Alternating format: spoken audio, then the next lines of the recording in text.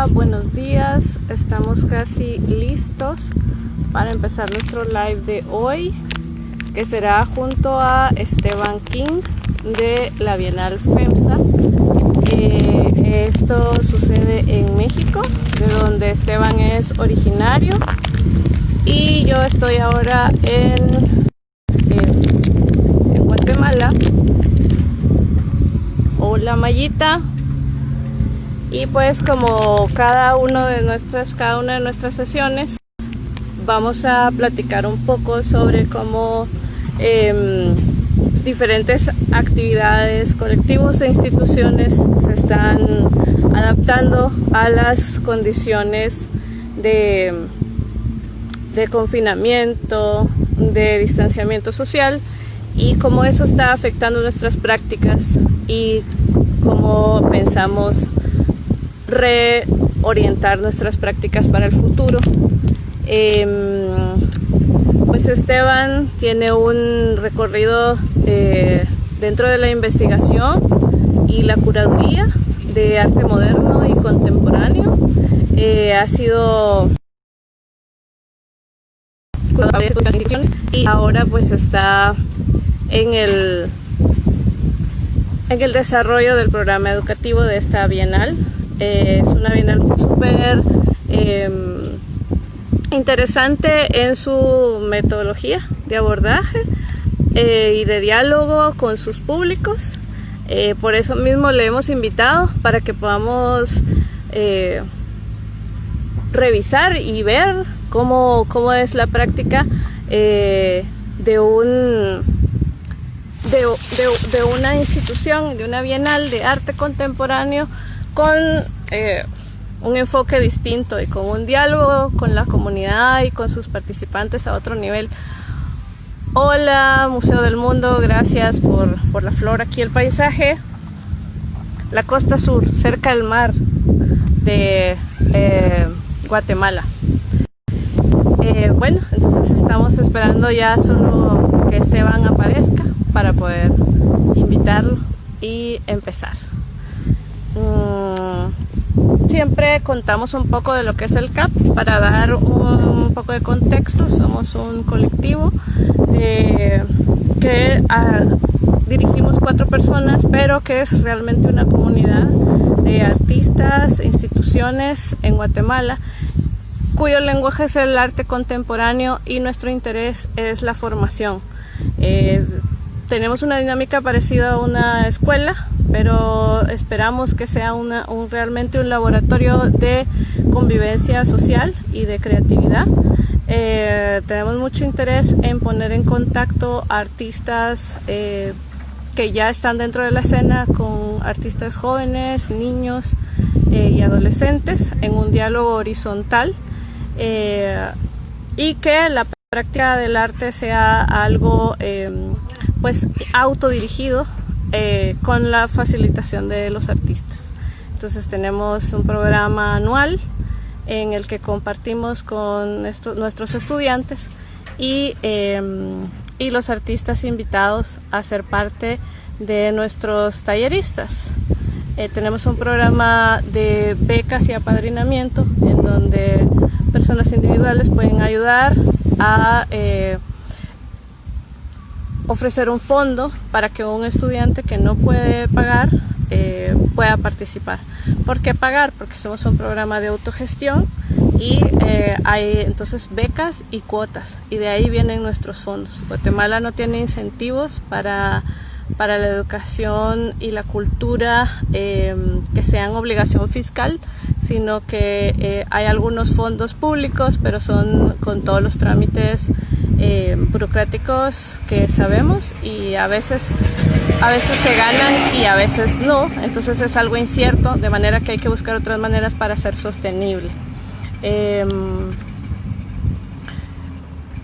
Tenemos ya 8, vamos por el 8º año de ejercer este laboratorio, y estamos siempre en la búsqueda de nuevas maneras de hacer el arte accesible, desde lo educativo hasta la producción de material didáctico, talleres docentes, cosas por esa línea. Y estamos esperando a Esteban, ya veniste, te invito.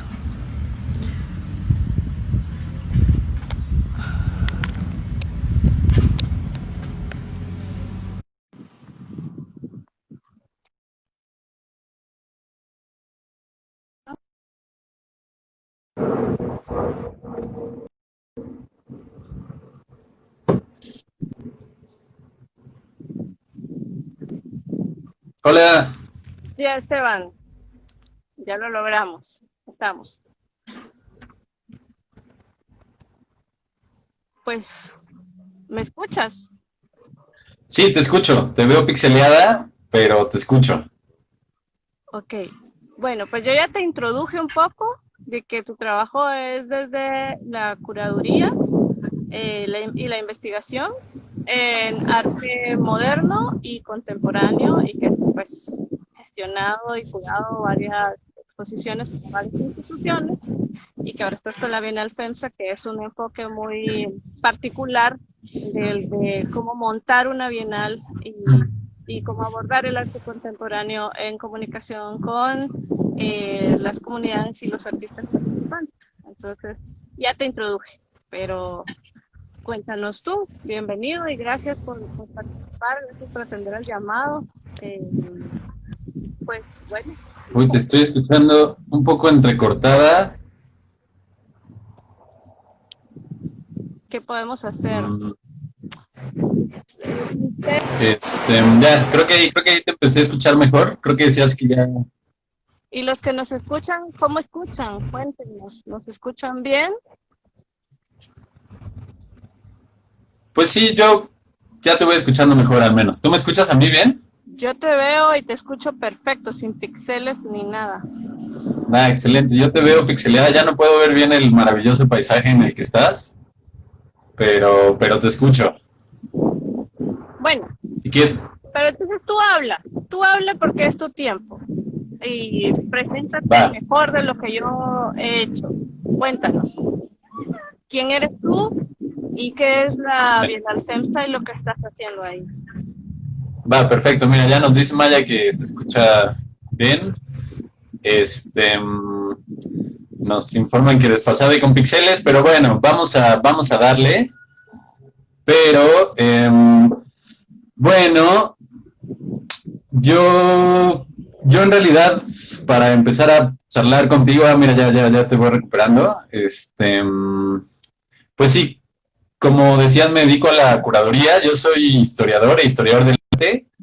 Y bueno, en realidad, como mi pegar al campo de la curaduría y la historia del arte, pues fue en un inicio muy académico y tal vez parte de todos estos años de trabajo y de labor práctica ha sido alejarme un poco de la esfera académica e ir encontrando otras maneras de trabajo. Entonces, bueno, yo estudié historia y fue precisamente gracias a un buen maestro en la carrera de historia, que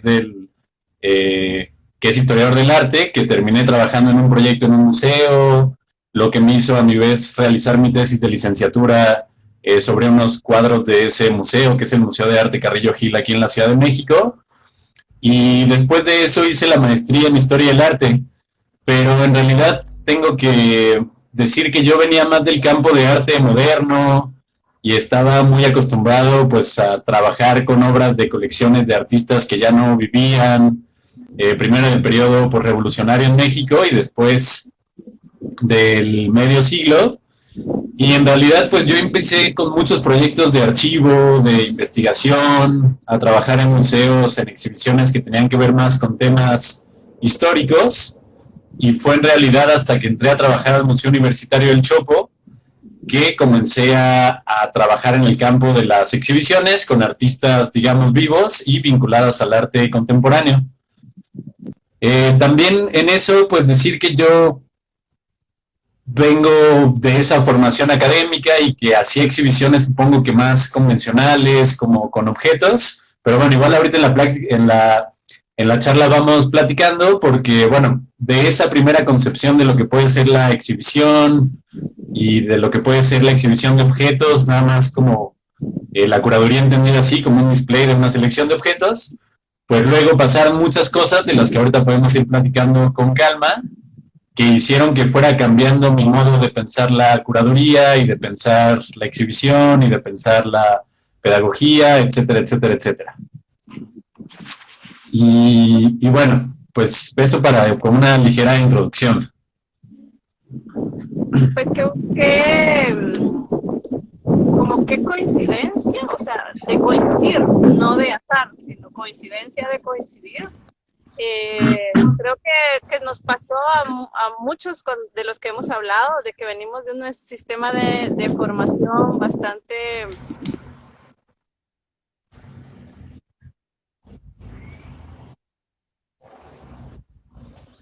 visuales y era una visión de academia, de principio del siglo XX.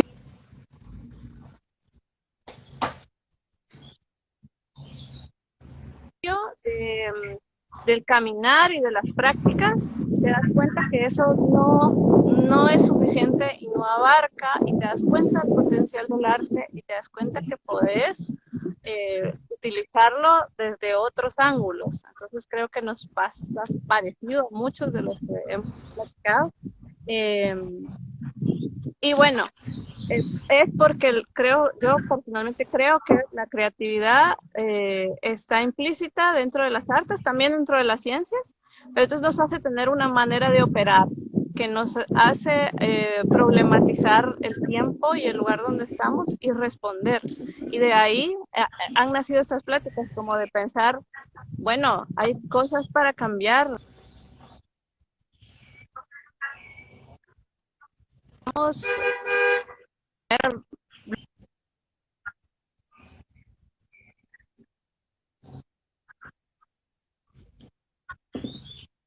¿Y qué va a pasar con esta nueva manera de operar que se va a regularizar? O sea, va a empezar a ser normal hablar de esta manera.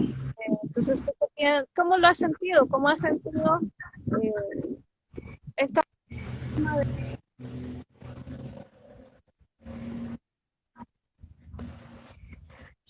Y no, ¿qué piensa Esteban King de esa del manejo de esa nueva manera? Híjole, te escuché terriblemente cortado, qué Esperanza, pero era cómo he sentido esa nueva manera de comunicarnos, ¿cómo? Ya, perdón, te digo muy cortado, pero con estas tecnologías, dices, digamos, como con estos cambios, lo que está pasando. Pues bien, sí, pues es muy curioso y bueno, yo creo que ambivalente lo que pasa con estas tecnologías. Creo que el hecho de que todos estemos ahorita conectados pues a través de estas plataformas y en internet nos pone de manifiesto una serie de problemas que ahorita se agudizan y que se hacen como latentes y que pues como que se vuelven muy sintomáticos, pero son cosas que ya están ahí, ¿no? Creo que, por ejemplo, en la experiencia, digo, todos lo vivimos, ¿no? Todos estamos viviendo ahorita, tenernos que conectar por estas plataformas, incluso la Bienal FEMSA, en la que ahora estoy trabajando, pues ahora se cambió a todas estas plataformas, y creo que, digo, son muchos los temas para intentar ir por orden. O sea, creo que toda la cuestión de la tecnología, que ahora también ha salido mucho, es muy interesante y a mí siempre me ha preocupado, y de los medios de comunicación, porque hay una especie de idea que está muy bien, en la cual pues estas tecnologías nos permiten comunicarnos más velozmente los unos con los otros, nos permite, por ejemplo, ver que te pudiste escapar ahí a un paisaje majestuoso y al mismo tiempo estar aquí hablando contigo y además recibiendo estos comentarios de todas las personas. Y pues pareciera que todo es un mundo feliz, ¿no? Y que están muy bien todos estos como avances tecnológicos. Y sin embargo, también el problema de estas tecnologías es que como toda tecnología va de la mano de ciertas dinámicas vinculadas al capitalismo. La lógica de la tecnología es la lógica del capitalismo, y por lo tanto también que podamos hacer estas interacciones, que haya esta velocidad, que estemos pegados al teléfono todo el día, pues tiene también que ver con los flujos financieros, con una idea de productividad que nunca se detiene, con estar todo el día viendo qué está pasando y en fin, eso es como ya se hablaba incluso antes de esta pandemia, del tiempo sin tiempo de la era digital, ¿no? De la hipercomunicación, de todo estar pegados, conectados a toda velocidad. Y creo que lo que pasa ahora con una pandemia como esta que estamos viviendo es que se agudizan y se ponen de manifiesto todas estas cuestiones, ¿no? Porque ahorita ya no nos queda de otra. Aquí tenemos que estar todos. Y bueno, pues han salido muchas discusiones de, por ejemplo, si utilizar Zoom porque se roba tus datos, utiliza tu rostro de cierta forma como para sus propios fines, o qué pasa con los códigos abiertos, libres. Entonces, en fin, creo que pues es como una cuestión muy ambivalente la de la tecnología, y a veces pues todos somos, nos perdemos en esta parafernalia de consumo tecnológico y uso, y siento que lo que ha puesto mucho de manifiesto esta pandemia es también todos esos problemas, pero también creo que ha sido muy evidente qué tan necesario y qué tanta falta nos hacen los otros y estar con los otros y las otras físicamente y con la comunidad y haciendo cosas más allá de estas plataformas. Entonces, como para redondear un poquito esa primera parte, creo que lo que tienen estas tecnologías es que son muy ambivalentes, y creo que es algo que pasa muy en general con cómo percibimos las cosas. Yo no creo que haya una realidad pura y única perceptual, hay muchos mundos, y lo que pasa es que pues hay como tensiones, ¿no? Entre estas cosas que nos ayudan tanto para la comunicación, a la par que nos obstaculizan, a la par que pues nos ponen en un modo como de alienación, a la par que sí nos ayudan a estar comunicados, a la par que nos separan al mismo tiempo, que nos obligan a estar en una pantalla consumiendo. Entonces creo que son muy ambivalentes. Para llevarlo al campo de la Bienal, pues creo que también como todos ha sido pues muy difícil, no es lo ideal pues cambiarnos a estos formatos, pero como te digo, tiene esta parte de decir, bueno, es que no es lo ideal, pero por otra parte nos posibilita este tipo de encuentros. Te decía de yo poder estar hablando aquí contigo, con toda esta gente que se está uniendo, y pues es como intentar mediar o estar entre todas esas tensiones, Esperanza. No sé qué piensas tú. A mí siempre se me queda un poco corto lo físico. A mí me gusta mucho el contacto, el sentido, el sentido del tacto, el sentir en la piel, el rebote de la voz del otro.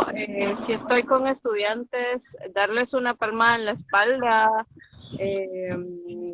No sé, creo que hemos evolucionado como humanos para eso. No va a ser fácil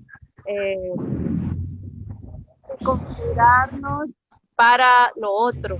Creo que vamos a tener que encontrar las maneras de sentirnos seguros otra vez en el contacto, porque el contacto ha sido básico en el desarrollo de los grupos a los que pertenecemos. Entonces sí, creo que para mí me cuesta mucho, y también sí aprecio lo que ofrece, pero estoy bien despierta y consciente de que también es un problema que agudiza las desigualdades. Estoy aquí no muy lejos, son 40 kilómetros de la ciudad, de la capital de Guatemala, que es nuestra única ciudad. No hay suficiente estructura.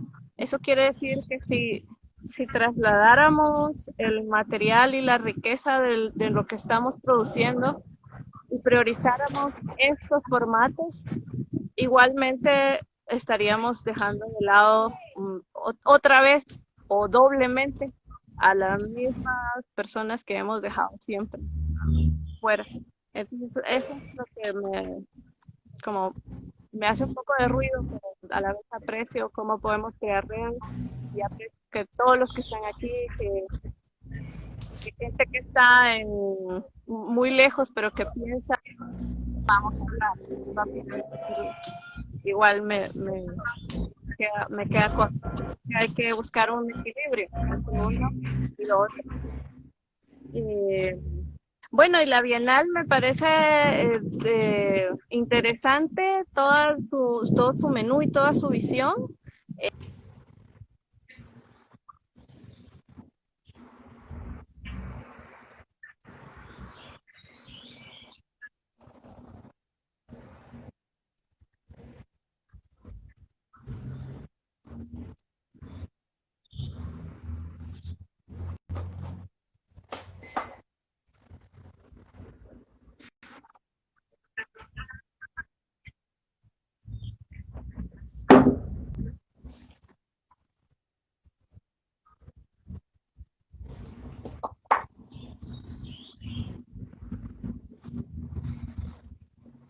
Creo que estamos perdiendo esperanza un poco.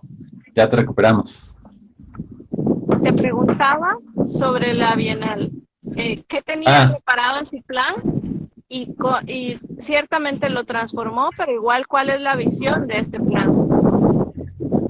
Sí, bueno, retomando nada más tantito lo que decías antes, yo coincido también perfectamente contigo. A veces pensamos que también como que hay una idea de que todo el mundo puede tener acceso a estas tecnologías y todos vivimos hiperconectados y en realidad la infraestructura, las posibilidades, el estar conectado a uno de estos aparatos no es algo cierto para absolutamente toda la población de todos lados, de todo el mundo.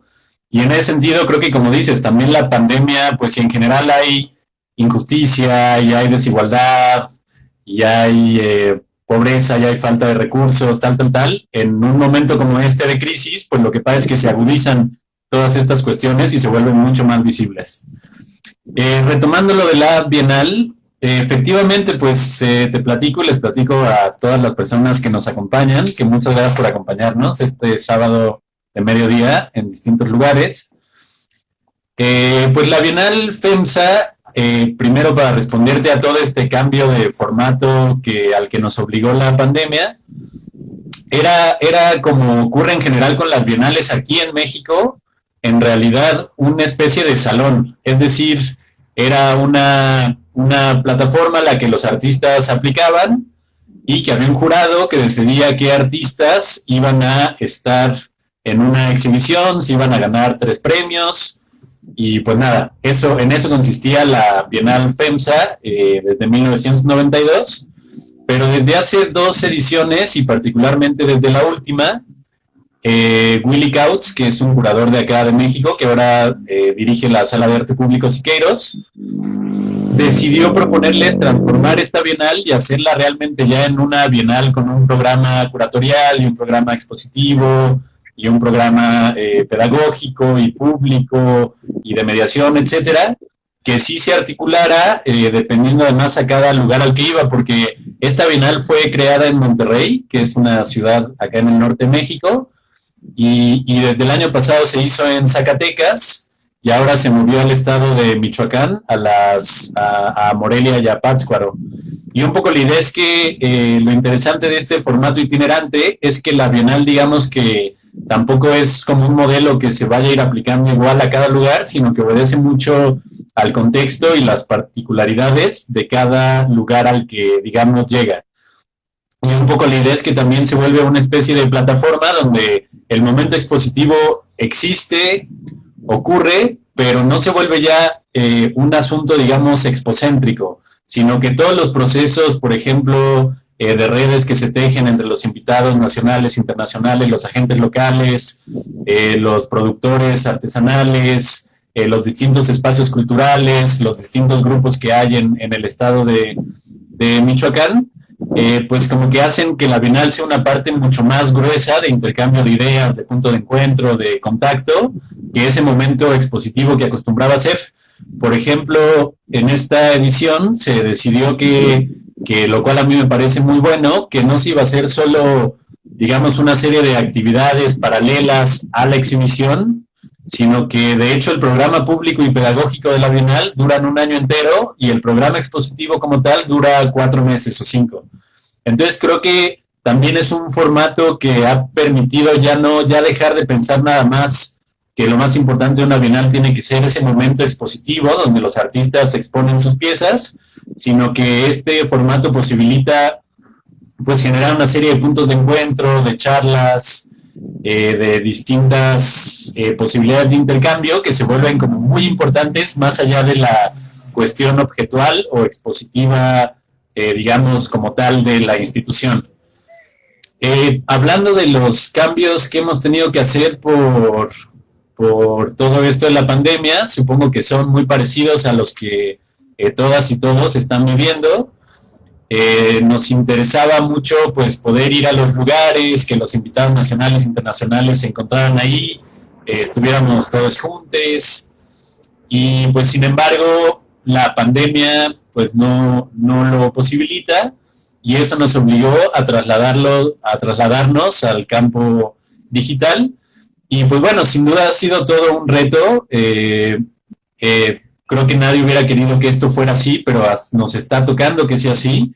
Y es ante esta adversidad, bueno, ¿cómo le podemos hacer para intentar sacar lo más posible de provecho también de todo estas nuevas posibilidades virtuales? Entonces, todas las conferencias, por ejemplo, del público, que por parte de la Bienal estaban enfocadas a repensar el legado un poco del arte moderno de los años 30 y 40 del estado de Michoacán y de lo que ha pasado en el estado desde una mirada contemporánea, ya las volvimos todas digitales absolutamente, de aquí a que se acabe la Bienal. Y aunque pues estas charlas, por ejemplo, se hacían en una biblioteca increíble en Pátzcuaro, donde hay un mural de Juan O'Gorman, pues ahora no se van a hacer ahí, no nos podemos ir a encontrar ahí, pero también sí podemos darle una salida por canales digitales a distintos puntos de América Latina, que de la otra manera era más difícil, ¿no? Y bueno, por el lado del programa pedagógico, ha sido un poco más complicado porque hay ciertas actividades que vamos a intentar salvar que sean presenciales, que se vuelve muy difícil hacer de otra manera, como un encuentro de mediación, que nos parece muy importante poder hacer de manera presencial, pero bueno, por la otra, pues todos los talleres que había, todas las charlas, todos los programas de trabajo, pues se tuvieron que pasar al formato digital y ha sido un aprendizaje constante. Supongo que, como todas y todos, ha sido pues intentar en una plataforma, en otra, cómo es más fácil que participen los integrantes de un taller, cómo transmitirlo, etcétera, etcétera, ¿no? Entonces, pues ha sido adaptarnos a pues a este momento que vivimos todo, y también todas y todos, y también bajo el entendido que es algo que no es privativo de nosotros, obviamente, sino que es algo que está ocurriendo a nivel global, y que a nivel global pues hay que entenderlo e intentar resolverlo pues como de la mejor manera para que funcione, pues sí, como de la mejor manera para todas y todos. Algo que siento que es una riqueza, lo mencionas también, de que se puede abrir y proyectar a Latinoamérica. Justo creo que es eso, algo que podemos aprovechar. Creo yo que soy de Guatemala, y en Guatemala somos vecinos con México, y el año pasado estuve un par de veces. Cada vez que llegaba sentía que era tan distinto, o sea, que somos tan cercanos pero tan distintos. Y la misma sensación tenemos en Centroamérica. No tenemos una vinculación cercana, aunque tenemos los mismos problemas, tenemos las mismas condiciones climáticas, tenemos, o sea, tantas cosas en común. Creo que eso es algo que está surgiendo muy positivo, la oportunidad de crear redes de pensamiento a nivel latinoamericano, o sea, dejar de concentrarnos solo en nuestros pedacitos y saber que tenemos ecos, a veces sin saberlo, hay un eco tuyo en otra parte y alguien está haciendo algo muy cercano y podemos tejer juntos. Creo que eso nos va a fortalecer, y creo que también podemos buscar soluciones a esas mismas cuestiones que nos afectan a todos. Dentro de las cuestiones que yo estoy muy interesada y como muy viendo ejemplos a seguir, viendo cómo otros han solucionado, es la sostenibilidad de los programas y de la producción cultural. En una situación como esta, los productores y productoras de cultura nos hemos visto muy afectados, y eso va a ser, siempre hemos estado afectados, o sea, siempre hemos estado en una cuerda floja. Creo que ahorita podemos tener el tiempo también, si las circunstancias nos ayudan también, podemos tener un poco de tiempo de repensar qué es lo que hace falta para una actividad más sólida, más estable. Necesitamos, sí, creo que pensar juntos, organizarnos y trabajar para encontrar maneras de ser más sólidos y caminar juntos, porque somos frágiles. ¿Tú qué piensas y cómo le va a la Bienal y a los implicados e implicadas con esto de la sostenibilidad? Bien, se van a empezar a meter todos los ruidos aquí de la calle de la Ciudad de México, pasan la basura y el gas, espero que se escuche, a pesar de todo. Pero, bueno, de esto que decías de las redes, sí me parece también, yo coincido contigo mucho en que, pues me da la impresión que a veces justamente en México estamos pues muy cooptados y colonizados por ciertos imaginarios de los centros hegemónicos del mundo, que tenemos pues digo, como toda Latinoamérica, pero en México se siente mucho, incluso cuando vas a otras partes de Latinoamérica, pues que sí estamos muy bajo el influjo del vecino del norte, que es un vecinazo gigante y pues con mucho poder y que nos hace estar volteando hacia allá todo el tiempo, ¿no?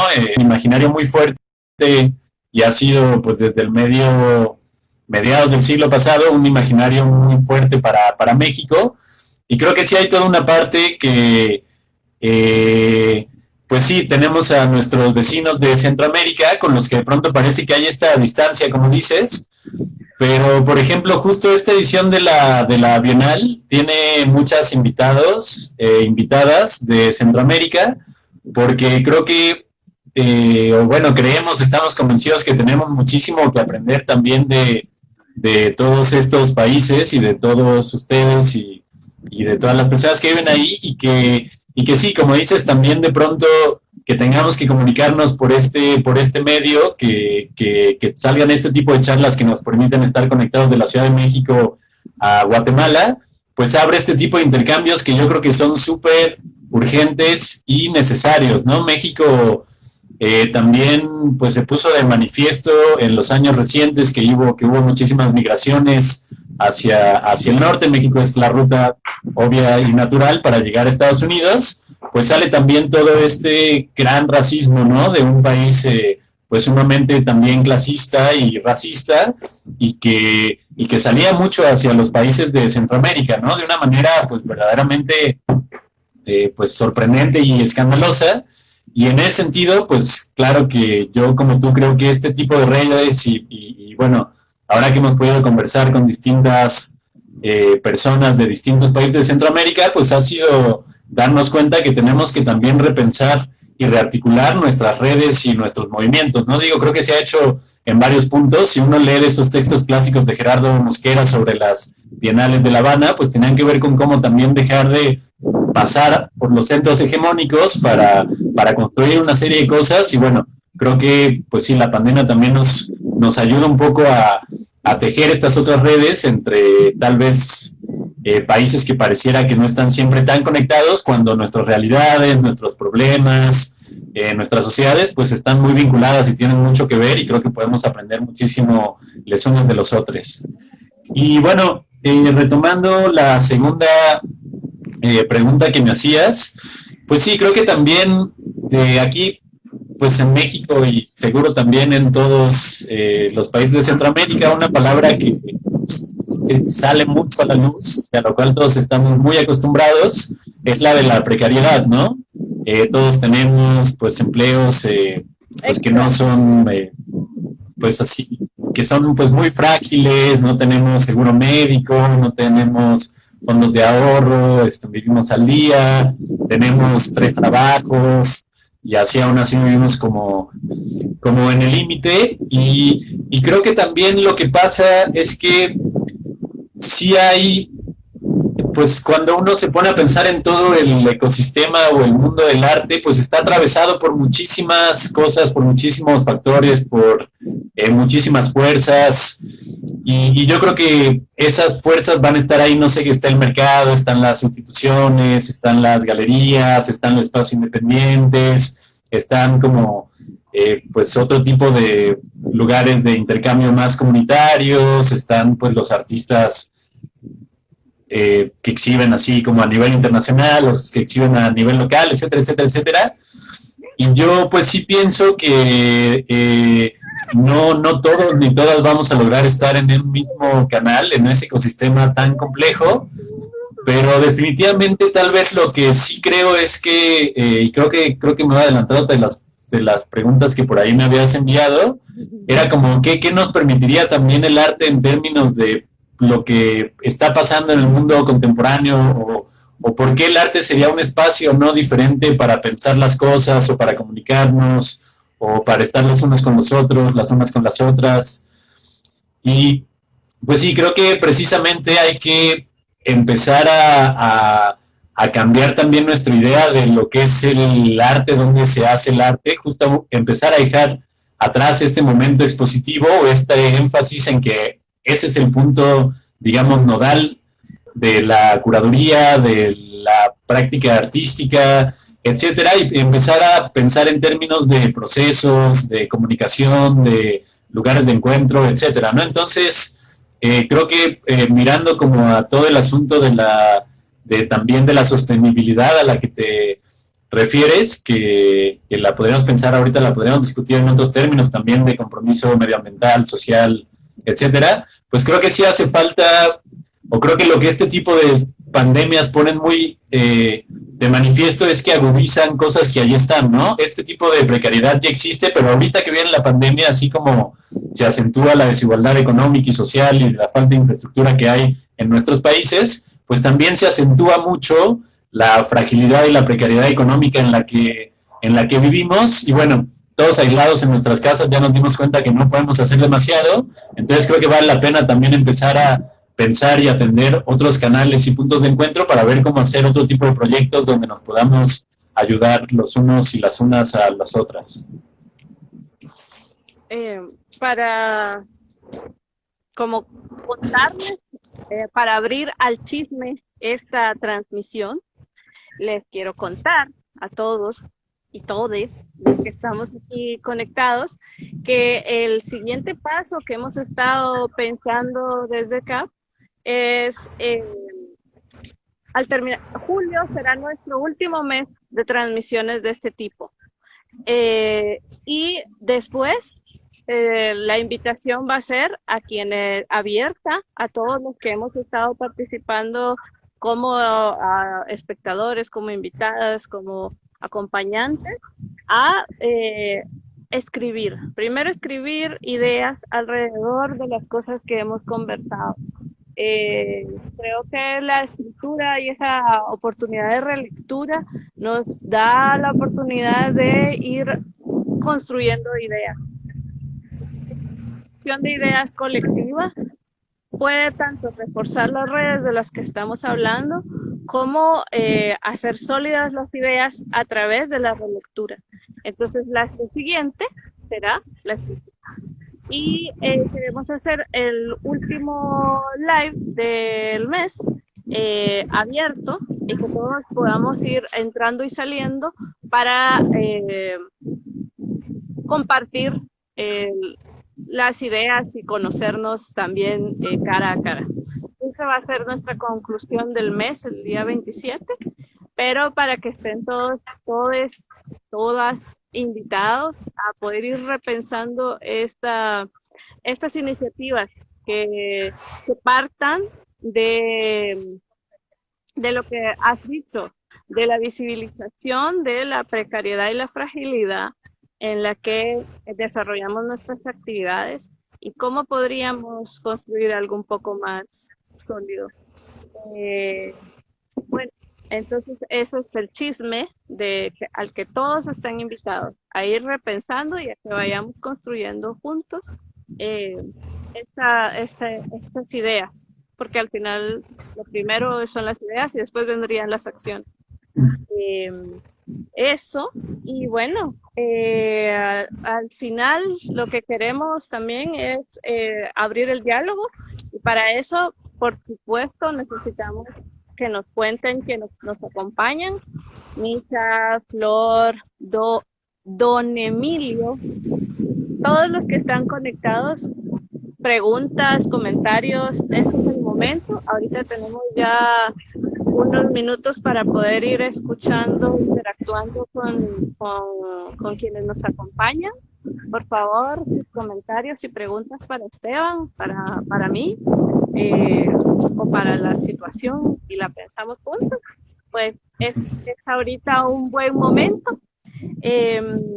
Y bueno, tal vez cerrar con la pregunta sobre los artistas, sobre la responsabilidad que tú como curador piensas que podría ser alguna de las responsabilidades del artista, luego de haber visto que el arte es una herramienta poderosa para activar la sociedad.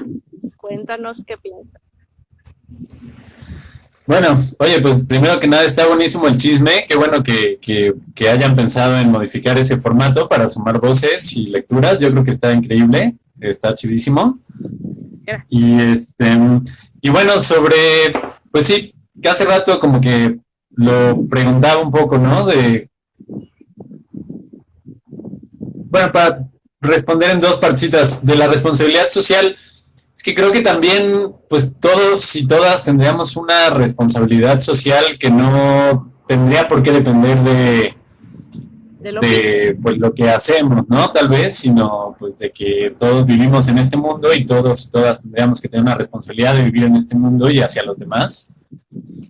Y pues en ese sentido yo pues a veces sí pienso o quiero creer, ¿no? Tal vez por lo que estamos aquí metidos, por lo que nos dedicamos a esto, es por una idea de pensar que el arte tal vez sí puede ser un espacio, otro para pensar las cosas, para comunicarnos, para plantear pues una serie de problemas, para la disencia, para la reflexión. Entonces, pues, digo, yo no me pondría a decirle a los artistas cuál tendría que ser su papel o no. Creo que yo lo vería como un punto más amplio. Creo que todas y todos tendríamos que estar pues activos en cierto sentido políticamente, siendo muy responsables hacia los demás, hacia lo que está pasando. Y lo cierto es que vivimos en una sociedad, digamos, pues capitalista, aspiracional, muy desigual, muy individualista, ¿no? Creo que pues todo lo que plantea la sociedad en términos de cómo funciona la economía, de cómo a lo que uno tiene que aspirar, es una sociedad también muy vertical, donde solo unos pocos pueden estar, digamos, arriba, y hay un montón en una base que sostiene esa riqueza, ¿no? Ya sabemos que pues el 1% de la población tiene así como el 90% de los recursos. Entonces, en ese panorama, ante esa desigualdad, ante este sistema en el que vivimos, pues la pregunta más que yo me hago es, bueno, y si estamos aquí, ¿no vale la pena, pues, o puede ser el arte un espacio para ver o pensar las cosas desde otro punto de vista, para promover, decía, la vicencia, la reflexión, la responsabilidad, el cuidado del otro, de las otras, de los otros? Y bueno, pues creo que en mi caso, por ejemplo, en particular, pues, y no intentaría convencer a nadie tampoco, pues me parece que sí, ¿no? Que de alguna manera, si yo también estoy metido en esto y trabajo en este tipo de cosas, es porque sí creo que de alguna manera el arte nos puede permitir ver el mundo desde otro punto de vista, salirnos de estas dinámicas de consumo, salirnos de estas dinámicas completamente individualistas, pues dejar de lado esta cosa aspiracional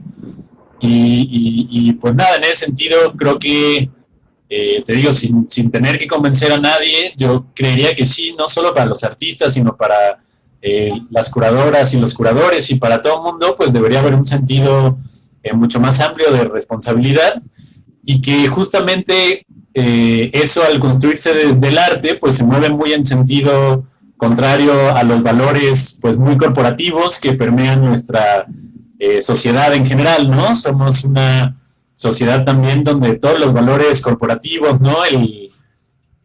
No sé, el creer que un museo es como tal, como una especie de servicio, como si fuera una empresa, o el creer que uno tiene que como aspirar a algo más para subir en una especie de mundo del arte, etcétera, etcétera, pues son como unas ideas que nos vienen muy de cómo funciona la sociedad en su conjunto, pero que de alguna manera yo esperaría o quisiera tener la esperanza de que sí pudiéramos pensar las cosas desde otro lugar y hacer las cosas de manera distinta, ¿no? Tal vez haya un poco de ingenuidad y un poco de idealismo en esto, pero es por eso que yo me dedico a lo que me dedico y por eso también aprecio mucho el tipo de trabajos que podemos hacer con una bienal como la Bienal FEMSA, ¿no? Que está igual inscrita, es una bienal corporativa finalmente, pero que de pronto te da los recursos y las posibilidades de generar una red de intercambio en un estado increíble, con una riqueza cultural increíble, de pronto dejar de estar todo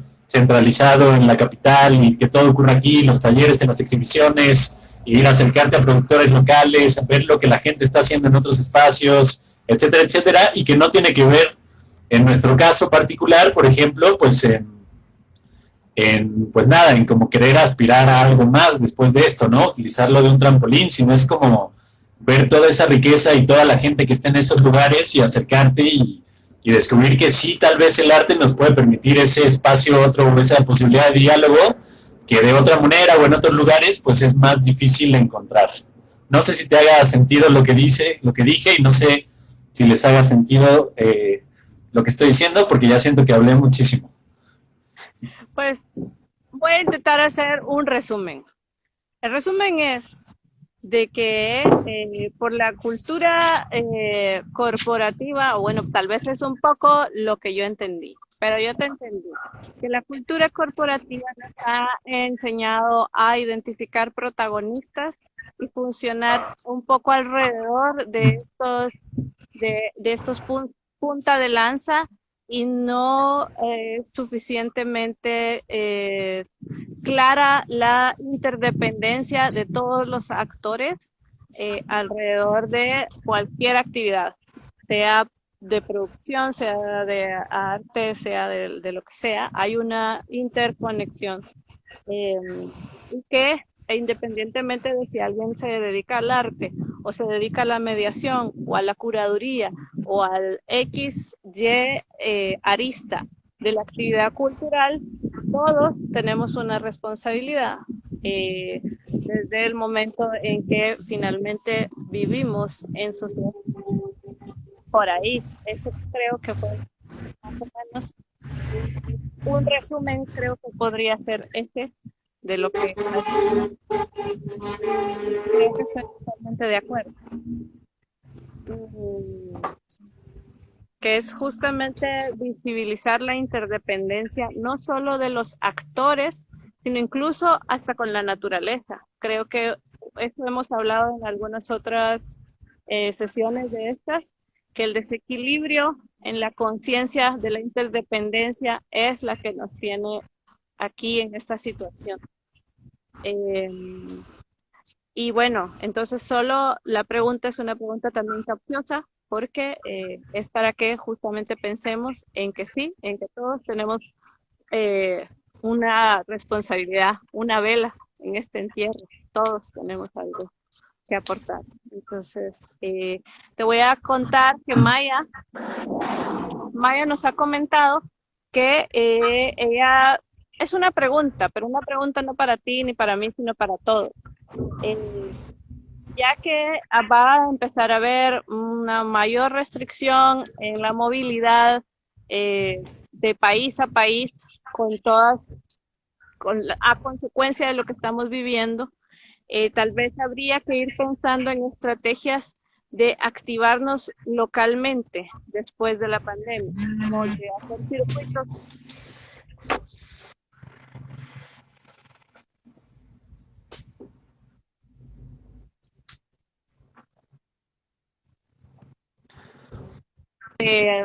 Hace un comentario sobre el arte como medio de emancipación individual y colectiva. Si quieres responder a la pregunta, yo voy a ver que aquí tenemos alguna otra. Bueno, creo que te escuché un poquito mal, Esperanza, pero creo que medio caché la pregunta vinculada como a lo local y lo que está pasando ante la falta de movilidad. ¿Qué podemos hacer con lo local? Espero que sí. Pero nada más, también, perdón que me vaya siempre al comentario anterior, pero sí coincido también con todo lo que decías. Y creo que también, pensando también en el mundo, creo que el mismo ecosistema del arte, te decía, nos permite ver cómo hay, o sea, siempre va a haber también diferentes actores haciendo diferentes cosas con diferentes intereses. Y, por ejemplo, yo pienso, pues sí, a mí la curaduría, o sea, me gusta la curaduría en tanto a un display de ciertos objetos y la historia de las exhibiciones y cómo jugar con todo eso. Y sin embargo, también para mí la curaduría ha dejado de ser nada más eso, ¿no? Y se ha convertido también en cómo generar procesos, diálogos, puntos de encuentro, interacciones, redes, etcétera. Y sin embargo, pues tú ves cómo incluso en ese mundo de la curaduría específicamente, pues hay una serie, hay como un star system, está, no sé, como Hans Ulrich Obrist, que van las Kardashian hacia sus inauguraciones y que es como, hoy no, pues Hans Ulrich Obrist, ¿no? Wow.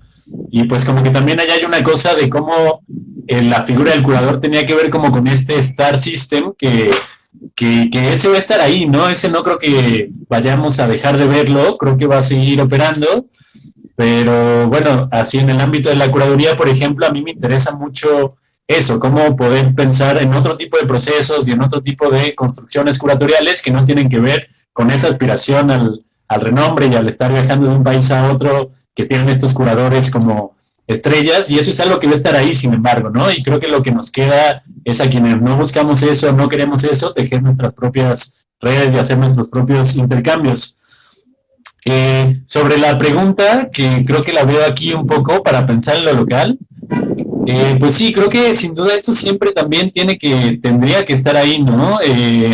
Creo que, pues por ejemplo, con la Bienal o este tipo de eventos donde hay esta movilidad, pues sí tejen una serie de intercambios que son increíbles e interesantes, y ahora que no los podemos hacer, pues definitivamente creo que también siempre hay que voltear a ver a nuestro propio contexto, ¿no? Y a cuáles son nuestros problemas, y a qué es lo que está ocurriendo a nuestro alrededor.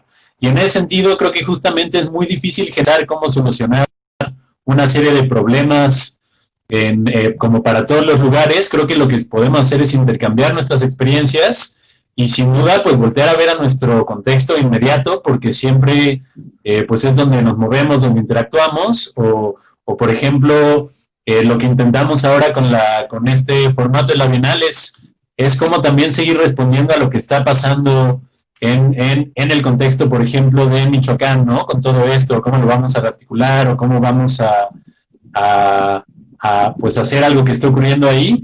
Y creo que también, además de esto, además de, sin embargo, estar volteando a ver a lo local, pues sí hay que intentar tejer estas redes de construcción, ¿no? Creo que también lo que puedes aprender de pronto de las otras y los otros, pues es siempre mucho más significativo de lo que tú crees que ya sabes, incluso a veces ignoras lo que no sabes.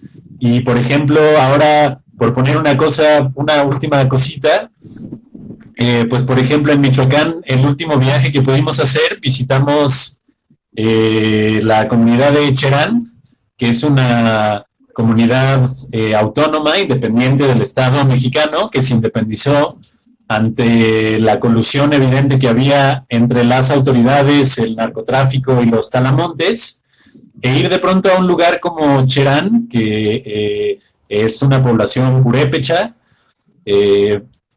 que tiene todo este sistema diferente de pensarla comunitario, de pensarle la autonomía, de pensar la política, de pensar la participación, pues te hace como darte cuenta que tienes que estar volteando a ver y ir a estos lugares y aprender de todas estas experiencias, porque de otra manera pues sería muy difícil como nada más intentar generar algo, ¿no? A partir de tu contexto y tus problemas y tus realidades, sino que ese tipo de intercambios, ese tipo de encuentros pues ayudan muchísimo, ¿no? Y entonces, en fin, para hacer la pregunta, pues sí, creo que no nos podemos mover ahorita de un lugar a otro, seguimos en nuestras casas, etcétera, y es como todas estas ambivalencias, a pesar de todas estas ambivalencias tecnológicas, o tomando en cuenta que siempre van a ser tensiones y ambivalencias, pues cómo podemos generar otro tipo de intercambios con estos medios sin dejar de voltear a nuestro contexto inmediato, claro.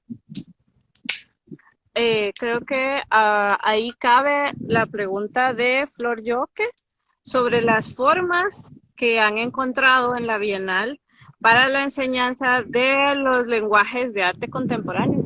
A eso se refería, para las personas que no entienden cómo es el lenguaje.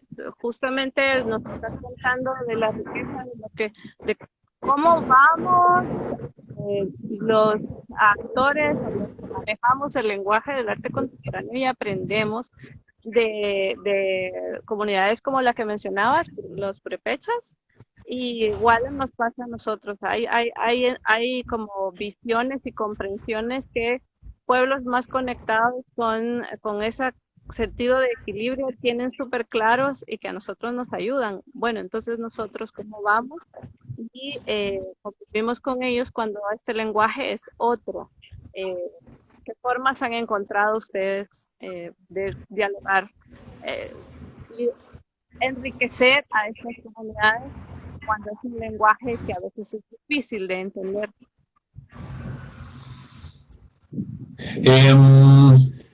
Pues bueno, creo que, bueno, te escuché medio entrecortada, pero creo que es como qué pasa con el lenguaje, como el arte contemporáneo en relación como con las comunidades y otros lugares y contextos. ¿Esa era la pregunta, Esperanza? ¿Cómo logras un diálogo o que las comunidades comprendan este lenguaje que es difícil de comprender? Pues bueno, creo que justo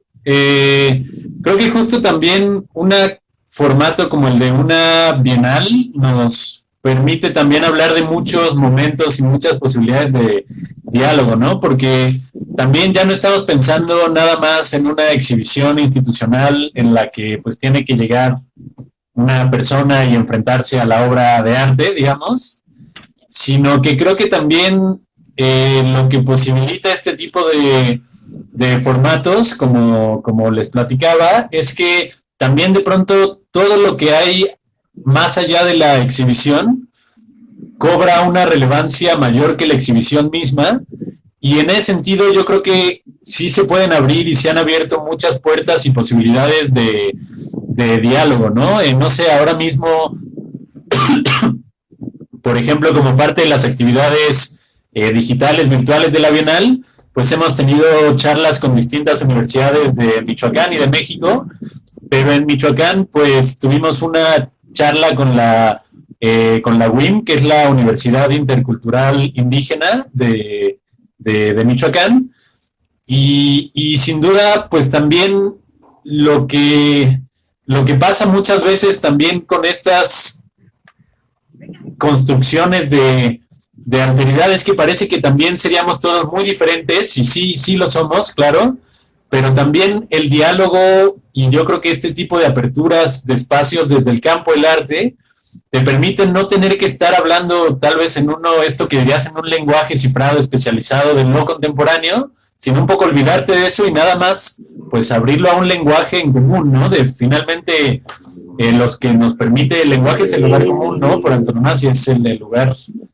común, y es a partir de ese diálogo y ese intercambio que hemos podido pues generar acercamientos sí con artistas, gestores, curadores, curadoras, etcétera, pero también con comunidades de otro tipo.